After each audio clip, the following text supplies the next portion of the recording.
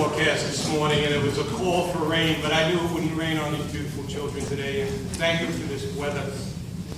First and foremost, congratulations to you on this wonderful achievement in your lives. I would like to thank your family, friends, and teachers, along with all those who stood by you during this educational journey. They've been out with you throughout your life, and you can be justly proud, and they can be justly proud of your accomplishment. Very happy for you guys. I know that it hasn't been easy, but here you are today, a place where many of you thought you would never be, but you persevered, because there were people in your lives who stuck by you, loved you, cared about you, and knew this day would come. And this day is here. And now that it has, all I ask of you is to never settle for anything within your life, because within each and every one of you, there are great things and an opportunity for a bright and fulfilling future. As Mr. Mucatel stated, across this nation, there are many young men and women gathering for graduation from high school. And a lot of these kids, and I know this firsthand, had a lot of advantages in their lives. They did not have to face the obstacles that some of you encountered. If they did, I'm sure that many would have given up and not succeeded as you have. That is because within you, there is something very, very special, and an inner voice that said to you, I will do this. I will not quit. Therefore, the road you have traveled adds to the significance of this day, making this, and I agree with Mr. Mucatel, but I'm going to take it a step further, one of the most special graduation ceremonies in the United States of America.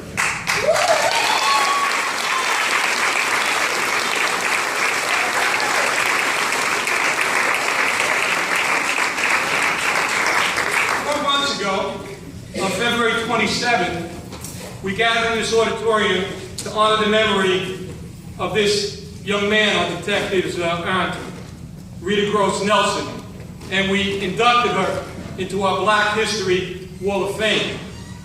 As a young woman growing up in this city, Rita set some very high goals for herself.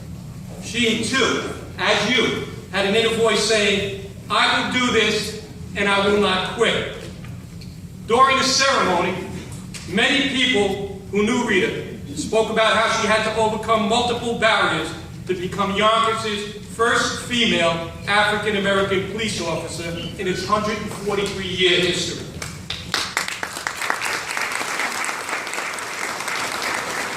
Rita's daughter, if you remember that day, Rita's daughter, Maria George, told us how her mom would always say, your past doesn't matter. The future is whatever you make for yourself. You can be anything you want to be, but you have to make the future for yourself. Growing up in the 1950s, Rita did not see one single black woman police officer in her community. But that didn't stop her. She persevered. Not only did she break down the barriers for African American women, she ultimately broke down barriers for all women, becoming the city's first female detective.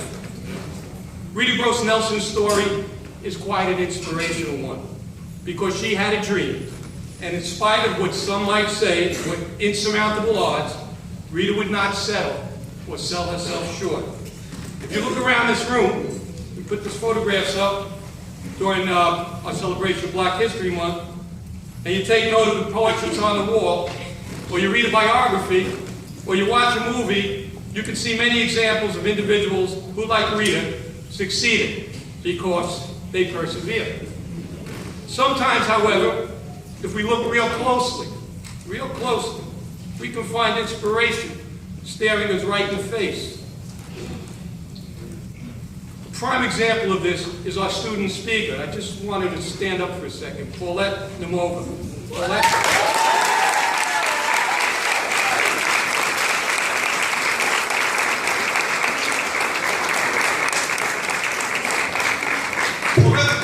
After me, just let me say something.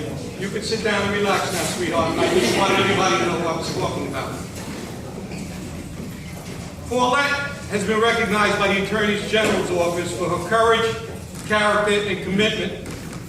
Paulette is on her way to Staten Island College and graduating with a distinguished New York State.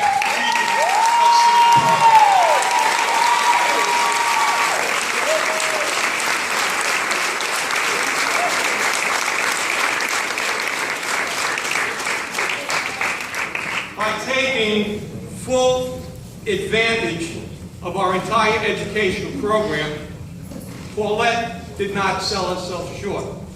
And now, you know what? She hopes to make a positive difference, and she's going to school to become an early childhood educator.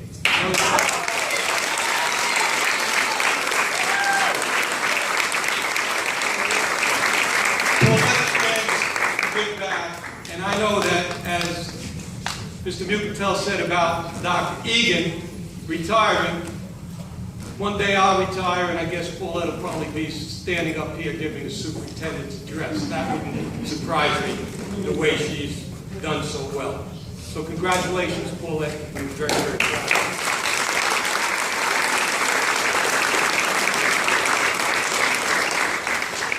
There's another young woman whom I would like to tell you about, because whether she knows it or not, her story is a very inspirational one.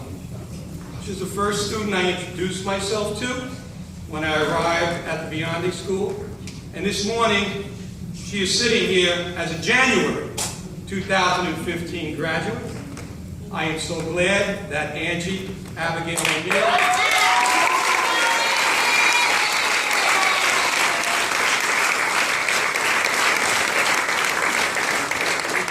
for the ceremony, and knowing the adversity she had to overcome in her life, I can't even begin to tell her how very proud I am of all she's accomplished. Similar to many of her classmates, the odds were stacked against her. But Abby persevered, and as a result of a college partnership, corporate work-study program, and her incredible artistic talents, she now works as a production assistant at Scarborough and Tweed, a highly renowned international corporation.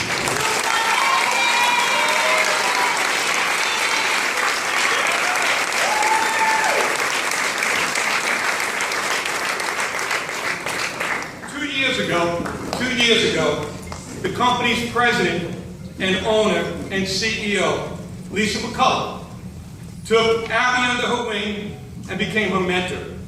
Lisa has now volunteered to serve as a corporate advisor to our Biondi Young Women's Academy, which we will launch in September. Lisa McCullough is here today, and in light of the significant role she has played in Abby's undeniable success, I can think of no better time than now to recognize Lisa with the Biondi School at Leake and Watt Services Partnership Award. Furthermore, I can think of no one more deserving than Angie Abigail O'Neill to come up to this stage and assist me in presenting this award to Lisa.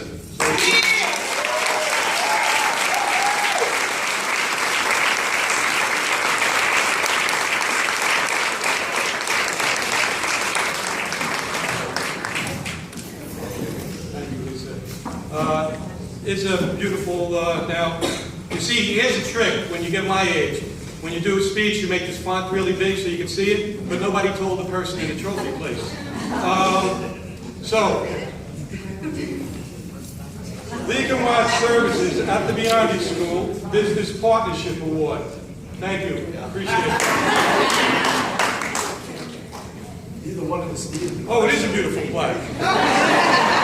Presented with heartfelt appreciation to Lisa McCullough, President Scarborough Tweed, June 26, 2015. Abby, can you please present this to Lisa?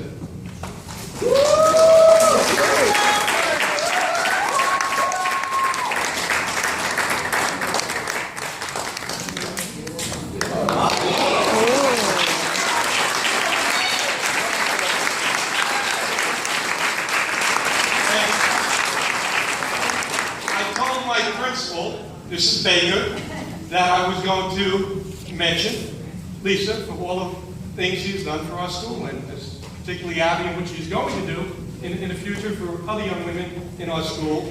And She didn't think I was getting a plaque for Lisa, and I did, so she went out and she got flowers. So Lisa gets flowers and a plaque.